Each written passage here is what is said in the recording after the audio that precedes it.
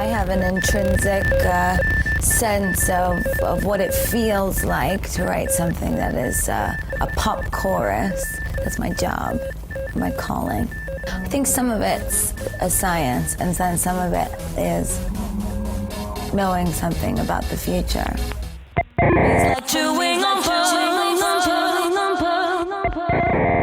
Hi, I'm Patrick. And I'm Tom. And this is Chewing on Pearls, the show where we dissect and decipher Lady Gaga's chameleonic career and its impact, one pearl at a time. Hi, Patrick. Hey, Tom. I feel like we've had a very eventful week, texting a lot and messaging. Texting and messaging a lot about. Well, we're known for parallel play. We'll have multiple conversations going at the same time. Yes. On different platforms. Lots of Gaga talk, and kind of just like recording a podcast in our texts because we send so many voice memos. Yes, pre-pro. Yeah, exactly. Yeah. Now that we're live. Now that the project is taken off. Yeah. And tonight we're together. We're getting ready to go out on the town and twirl. Twirling a Marie Phuket. So we thought we would sit down and talk about the one and only Lady Gaga. So we're going to start with a segment that we came up with when we were still doing Glitter in Grease. And that segment is, what Gaga are you? And so, Patrick, the big question is, what Gaga are you right now? So the Gaga that I am today, and I'm going to show Tom now, and then I'm going to describe to you, the listener. So this is who I am today.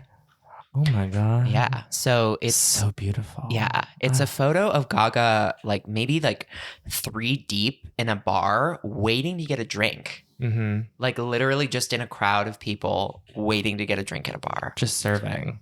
And like, I don't know. She's like, obviously she's the focal point of this photo, and it's a professional photo that someone's like taking of her, but like out in the world. Yeah.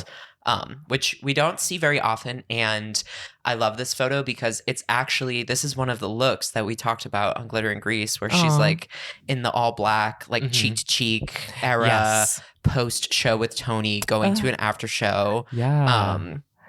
I feel like that was kind of the last time that we were really, not the last time, but such a moment when she was actually like going out and being seen in places. Yeah, well, like so that. I think this is her at a Brian Newman show. Yeah, and exactly. like she's waiting to get her drink. Yeah. And then is gonna like storm the stage. What I love about it too is like, oh, now I'm sad. I'm thinking about that interview clip where she's like crying and saying how much she misses people and like being out in spaces and just like talking to people. Right. And like about like nothing, just like being a person and like how protected her life is. And so seeing her in that environment brings that up for me, for sure. And it makes me look forward to fighting for my life to get a drink tonight. Absolutely. We'll see you there, Smart Bar.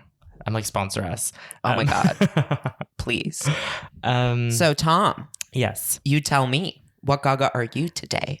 Well, mine's so inauthentic because you inspired me to make this decision after we spilled before pressing record. But I feel like I am the Gaga who's on stage at the Oscars singing Till It Happens to You.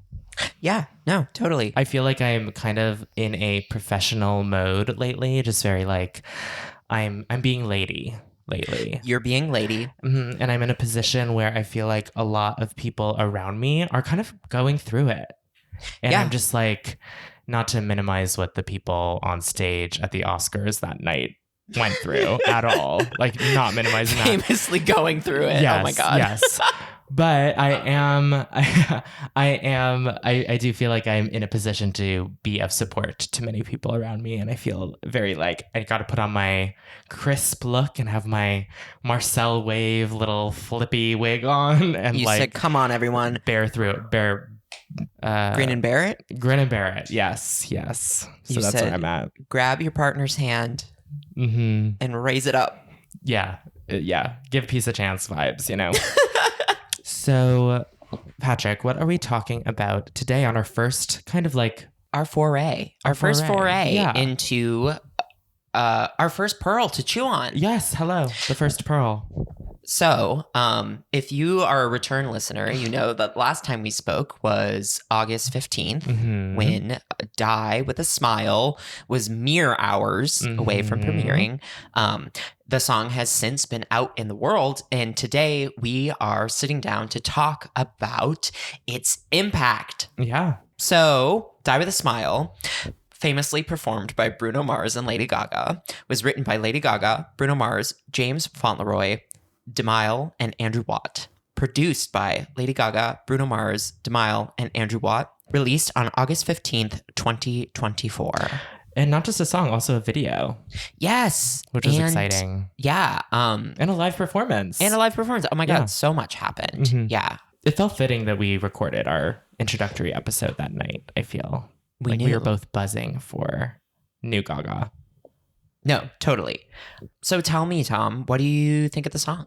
Oh, I hate it. Oh my God, imagine. No, I absolutely love it. I remember when we were sitting here and recording last time, you played like the iTunes preview that had like leaked. Yes. Yeah, and it was like very muffled, and we were both like kind of got a little emotional just like hearing her voice on a new track. No matter what the track is, like I'm always going to, be a little kid again, be a preteen again. But this song is very special. It's like it tugs at the heartstrings. For sure. Yeah. And the hook just stays in your head. I'm a free bitch, but I'm not a fake bitch. Hello. So I'm not going to sit here and tell you that I am a Bruno Mars fan. Me either. Am I a Bruno Mars hater? No. Am I a Bruno Mars listener? Maybe now. He's this track. This track is number one on my on repeat. Yeah, so I'm giving him streams. Paying for Bruno's next vacation. Well, given Bruno's, we won't get into it. Please. Paying for something. Paying for something. Yeah. So the rumors, yada, yada, that this was happening and people were like, oh my God, I don't see it, whatever. I do see it because currently in 2024, I feel like Gaga and Bruno are like Mr. and Mrs. Las Vegas and kind of representing this new lineage of like Las Vegas legacy resonance act. Yeah.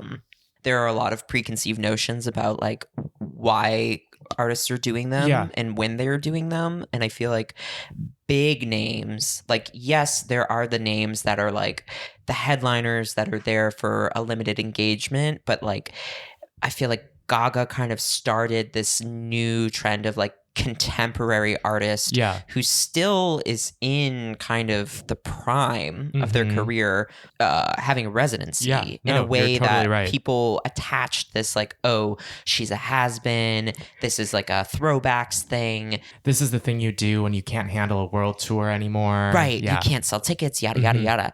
And so Enigma, which we famously are lovers absolutely of, Justice for Enigma, people are so rude to Enigma. I saw it. It was incredible.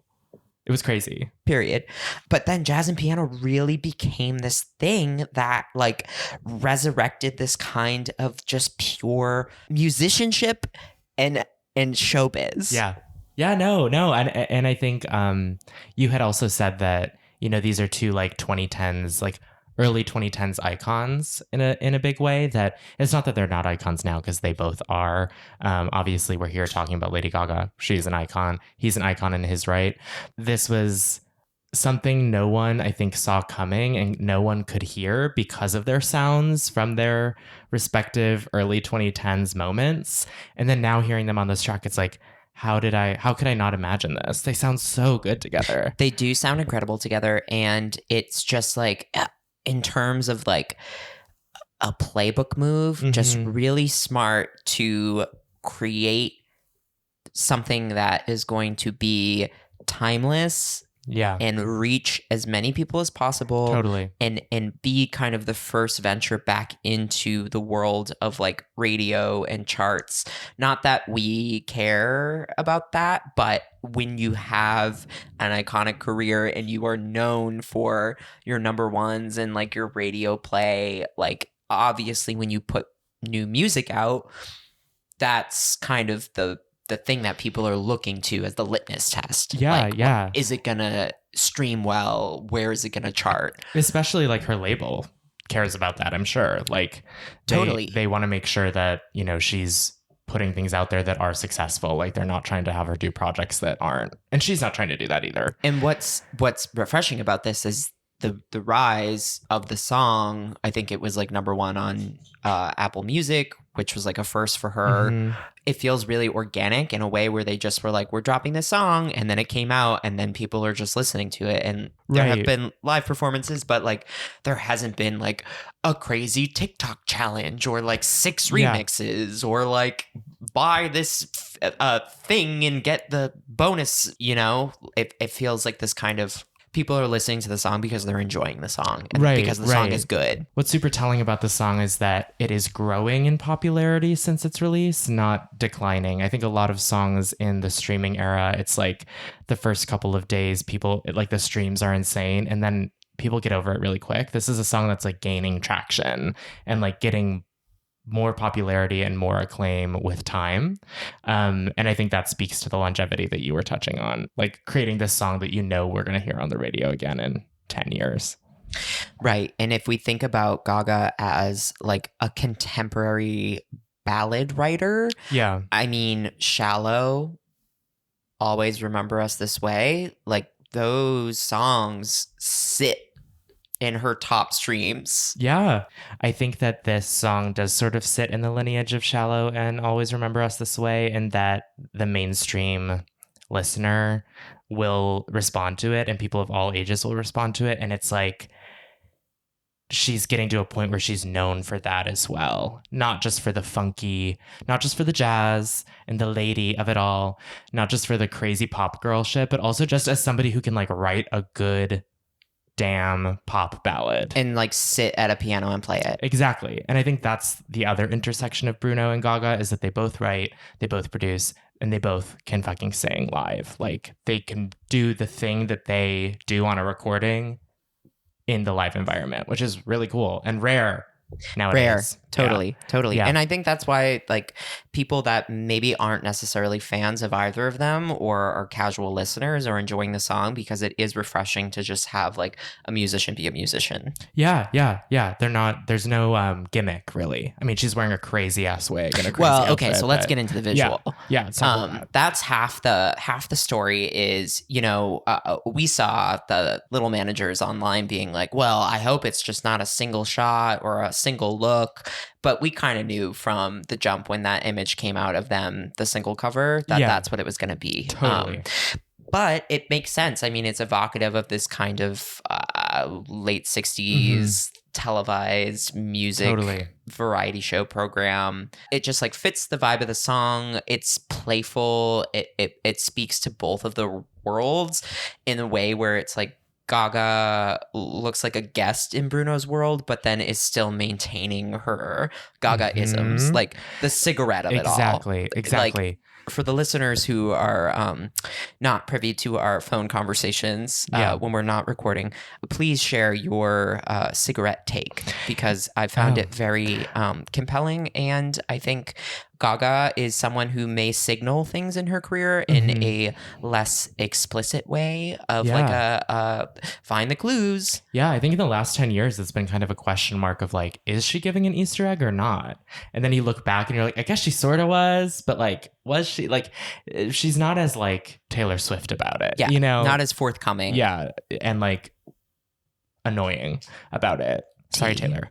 I'll be completely honest and say when I first saw the video, I was like, what has she got this cigarette in her mouth for, lip syncing? like it just was so crazy. Like not in like I wasn't hating it way, but just in a like, oh, like she's crazy. Like she's being like you're saying, she's being Gaga in this context. She's like, you're going to give me one set, one look.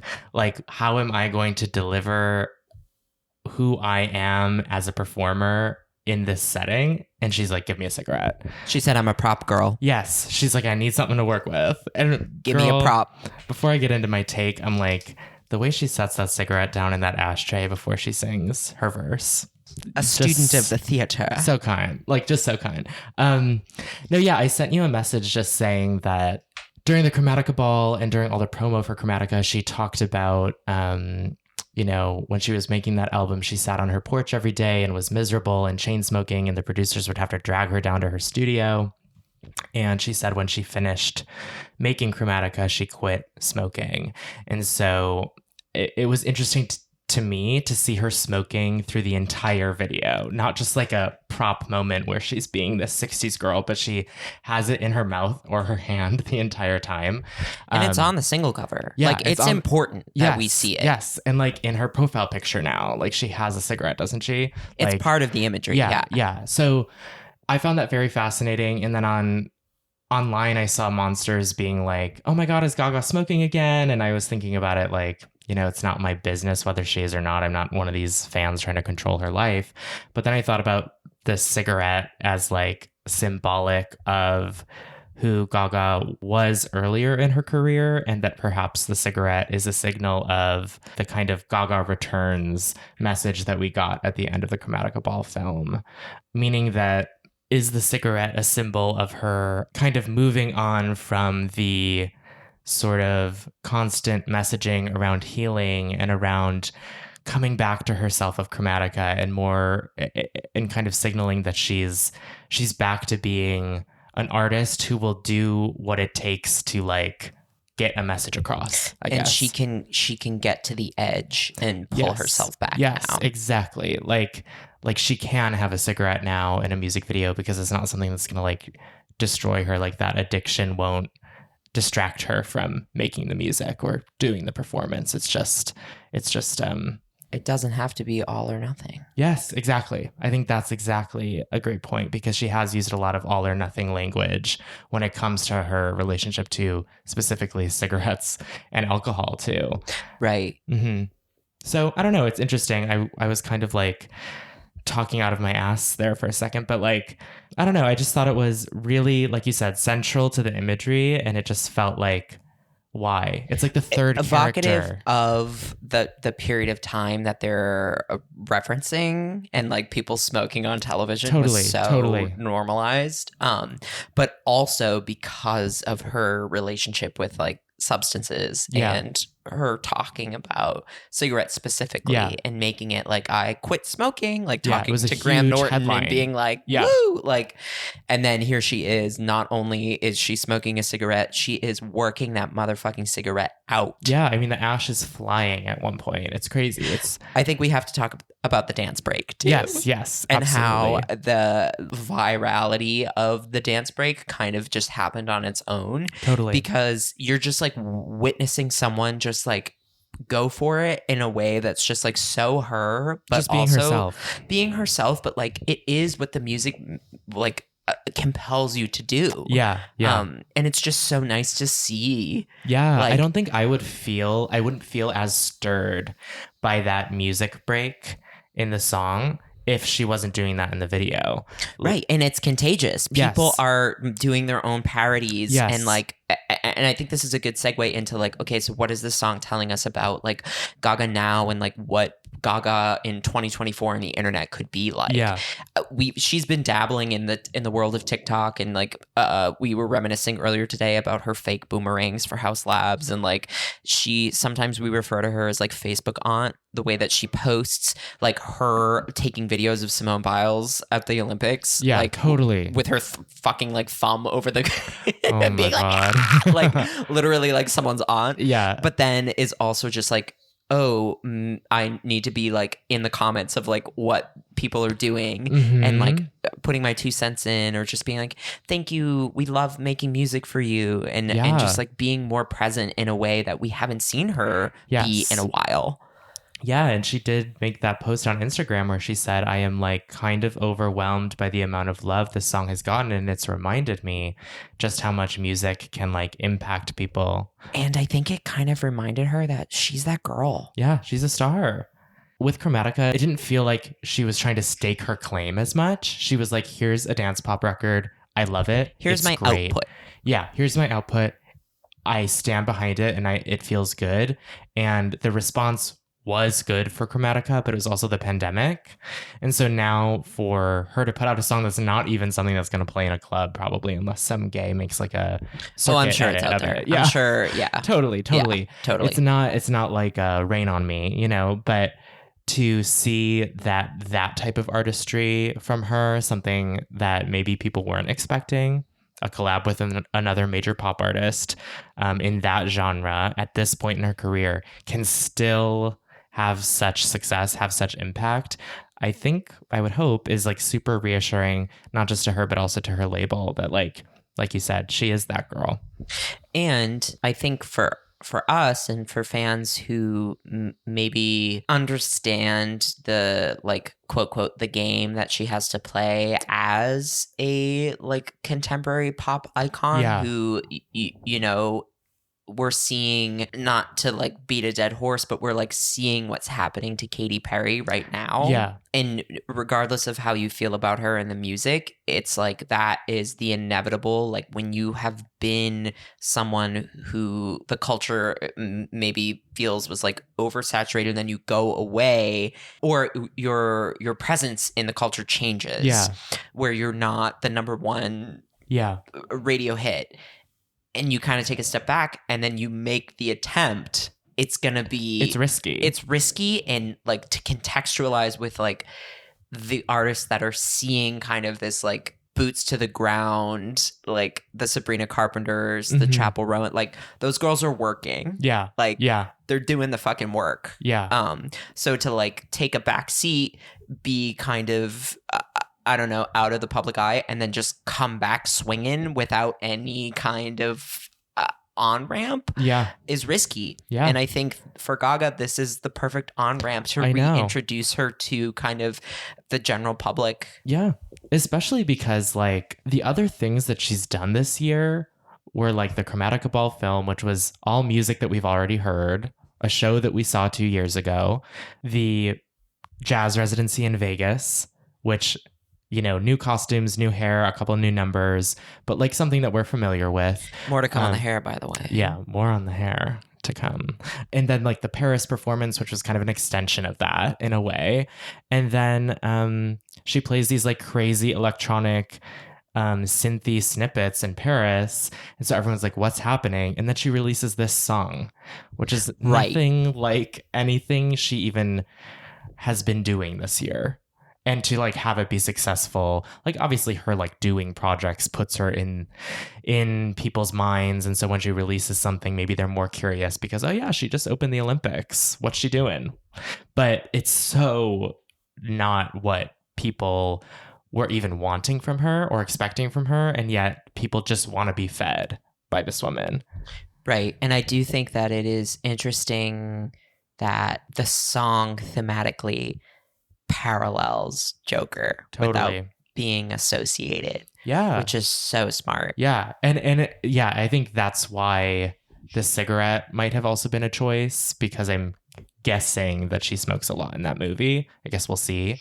But just that kind of like soundstage set thing that we saw in the trailer, the dreamscape musical thing, does feel like it's connected to that and the time period and stuff. So very genius. You know, Monsters can be so mean toward her team and think that they're not making the right moves. And then you like look at a decision like Die With a Smile, the timing of Die With a Smile, the like direction of it. And you're just like, they're doing something right. Like, this is really smart. Speaking of team, do we address the beauty? Yeah, let's talk about it. Like, this was a video that was directed by Bruno's team. Bruno was a director, I think. And she was dressed by someone from his team, I guess, right? Yeah, I think it was custom. Like, it was like in-house, but like Bruno's tailor that makes Bruno's performance suits. The hair wasn't done by Freddie. The makeup wasn't done by Sarah. It was done by the Euphoria artist. I forget her name. Alexandra French, I think. Yes, yeah. Alexandra French. Very interesting. She looked beautiful and herself, but also slightly different. The face tapes. Or lack of. Yeah, I mean, that was kind of what I clocked. I was like, you know, people love to shit on her longtime makeup artist, Sarah Tano, which I will never do. You could put a gun to my head and I will never do that like some fans do. We love you, Sarah. We do. We love you. But the first thing I noticed, people are like, oh, there's not as harsh of a contour. There's no nose contour. There's no blush. I'm like, no, it just doesn't look like her face is yanked back. Yeah. You know, and like, I love when she serves that. Like it has a time and a place, especially when she's doing like House Lab stuff, like beauty stuff. Totally. Photo shoots, the jazz and piano. She's like, her eyes are like a completely different shape because she's so taped. But in this, it just kind of like felt like, even with the crazy hair and the like 60s outfit, it felt like she was like sitting at home looking at it. Like that was the face that you see when she posts like a selfie from home. Yeah. Most of the time. Well, yeah. Sometimes she looks so different. But like her face just looked natural. Despite like that, you know, the plump of it all. Yeah, and like the ginger eyebrows and like the stoned makeup and all that stuff. I mean, I love the lash. Mm-hmm, it's my favorite thing of the entire look. It's that little clumpy lash. Yeah, no. I think it's like such a perfect storm of, again, a song that people weren't necessarily expecting, or if they were expecting it, they weren't expecting to like it. And then she just kind of like looks, for someone who's had such a long career now and has like kind of done everything, you realize that she hasn't. We've never seen her in a wig like that. Ever. And she's back in drag. Yeah. She's doing drag again. Thank God. I know. Gosh. Well, maybe we can get into like what we think about this song as it relates. We kind of talked about the lineage of like Always Remember Us This Way and Shallow and even like Million Reasons, I feel like. Yeah, totally. Yeah. I mean, it's funny that that's like not one of the top of mind ballads for me. Me either. But in terms of success, I mean, it is like it got radio she performed play. It like on the Super Bowl. Hello? She performed it everywhere. Yeah. She would not stop performing it. It was like, girl, put some shoes on and put the guitar down. Yeah. Oh my God. Get out of the grass. No, but get off the stool. Yeah. And like, you know, if 1,000 Doves had actually been like a piano ballad on Chromatica, I could see that like doing well in some mainstream music spaces. You are giving Gaga at the Oscars. I'm just like, lift me up. Yes, I mean, I fucking love 1,000 Doves. It is. I think it's one of her best songs, personally. I think it's very honest, and I will never forgive Blood Pop for telling her she couldn't make it a piano ballad. But I love it. There are a lot of things that were holding his feet to the fire. Yeah. R.E. Yeah, I think it's just interesting. She's been in such a controlled kind of, is controlled even the right word? She's been in such a kind of predictable routine of like gigs. You make an album, you tour the album, you do a movie, you do the awards, you go away for a while, you release an eyeliner, makeup, whatever. You release an eyeliner. Yeah, you do the Nurtec ad. I mean, all the girls are releasing the eyeliners now, so. Exactly. And now this just kind of feels like a cog in the machine in a weird way, where it's like, oh, is she going to be doing more stuff like this? It's exciting. Yeah. I mean, we can talk about the Demois rumor that Gaga's working with Chappell, and it's just going to be like another single kind of release solo thing. Maybe it's tied to Chappell doing a deluxe or whatever, but like something that is a feature that's not attached to LG7. If this proves to me, after her statement that she got a call from Bruno working at the studio and she went over there and they like finished the song overnight, that when she told us she was a studio rat, she meant it. She's like, she literally like, she was just hanging around the Rolling Stones, hanging around Bruno Mars. It's like, I could see or her like, not to like get into like fantasy land too much, but I hope that given kind of what Chappell has been dealing with like fans and kind of that like super fame and the rise of it all, I would hope that Gaga has kind of extended her ear. She has always said that she would, because she felt like she never received it. So I know that she's done that for Billy. And I feel like she doesn't need the public to know when she does things like that. And it would be what I respect that. Yeah. it would be tacky for the recipients of that kind of love from her to like go online and be like, Lady Gaga like said something nice to me. Like they don't do that either. But then you do, you know, years later get like Billy on a talk show being like, yeah, like Gaga reached out, you know, and it's very casual and it's like reassuring that like she sees more than we think she does, I think. And I think that's why her presence on TikTok has been so fun too, because it's like she's looking at fans. She's looking at like people singing her song and reacting to her song. Posting all the fan art. Yes. Such a nice like throwback to like when I think about kind of like how generative the Little Monster community is and has been. Look at us here. Yeah. Yeah. Mm-hmm. It's like, it's just like nice to see kind of a return to form of her interacting in a way that feels maybe a little, I mean, she is matured in many ways, but like she still sees the impact that she has and wants to give credit to the people that dedicate their time and talents and passions to her. Yeah. And so now, you know, we have her working with a contemporary on this track. It's like maybe the chapel thing is true. Maybe in the future, as she ages into her artistry further, like maybe she will be working with artists that are younger than her that aren't as experienced. Yeah, I as mean, her. Gaga as a feature is not something that happens often. Yeah, it's fascinating if it did. Like the only time it's been featuring Lady Gaga has been Videophone, right? Don't erase Wale. Chillin', Wale. Chillin' is an incredible. It is. Moment in music history. Yeah. So from Wale International whoa, to Beyonce to she's not redacted. Yeah. She's not featured on this song. She's Right, equal parts on this song, but it's like, could we get something with her with a younger artist? I don't know. I just think, again, it just makes you feel like, oh, you actually are a studio rat. You are being very generative. You are like making music. And I guess just to start wrapping it up, it's like we were talking about what this release could mean for LG7, which is the topic that's on everyone's minds when it comes to Gaga. And like recently, yesterday, she posted a TikTok saying, you know, fantasizing about dropping all my new music at once. And it really, using the dance break, the viral dance break trend. And it really kind of solidified this theory. With all of her awards in the background of her closet.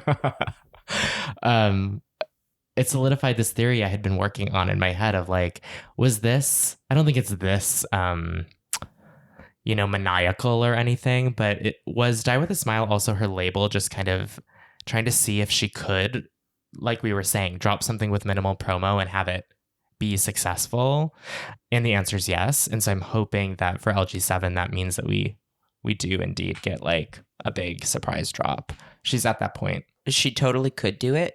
And I do think it's funny to tease a surprise drop. Yeah. She's like fantasizing about dropping all my music. Yeah. She's like, how many of you actually want it? Right. Yeah. Or she's just sending us a signal like, you know, they won't let me do this, but I want you guys to know that I want to because I have it right Shout here on out my Boris. iPad. Yeah, Boris, come back. Those are the accounts that I love. And it's like 5,000 likes and I'll release an LG7 snippet. Yeah. And it's like, bitch, that is girl. a 13-year-old somewhere. Yeah.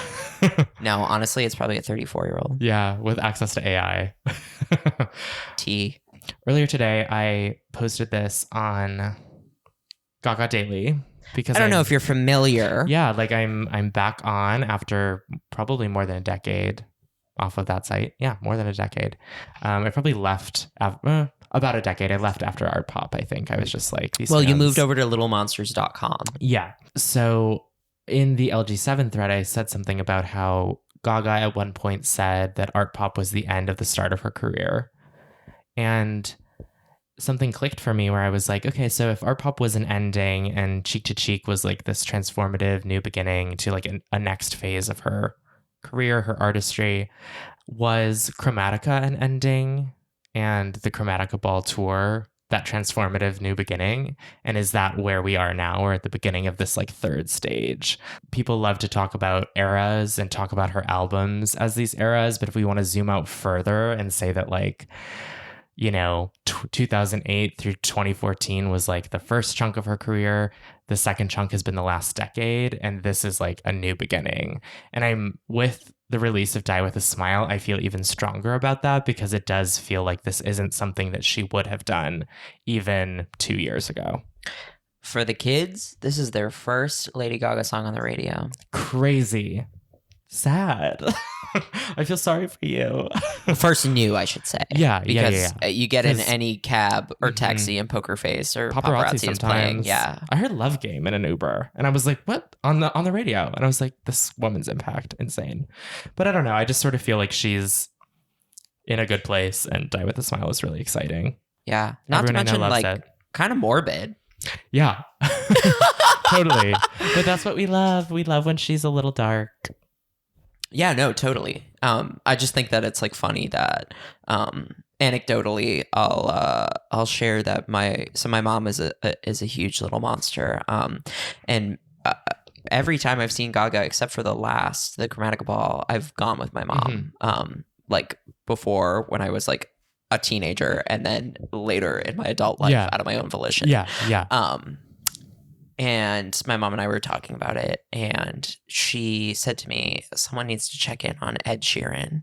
Oh my God. Because the wedding industry is about to be shook. Yeah, basically. Totally. She may have implied that Ed Sheeran may need some support. Yeah, he needs support right now. Yeah. Bruno and Gaga said, Ed who? Literally. Remember the headline that was Gaga mistook Ed Sheeran as a waiter? Oh my God. That just came back to me. Yeah. Oh my God. Sorry, Ed. Well, this is the musical equivalent of that. Yes, exactly. Oh my God. And yeah, I mean, my mom, my family too, they just love this song. And like, we took a little road trip yesterday, like an hour outside of the city, and listened to it like 4 or 5 times. Like it's just like, it's one of those songs where, you're just like, now that it's been out for 2 weeks, waiting for her verse to start so that all of us can then say, she sounds so good. Yes. Oh, okay, vocals. Hello. No, but just like everybody and all the reaction videos. Like I don't even watch reaction videos, but for some reason with this song releasing, just seeing these people on YouTube and TikTok being like, oh my God, like I love her. People who aren't even like monsters are just like, I love her and I'm so happy to live in this timeline with her.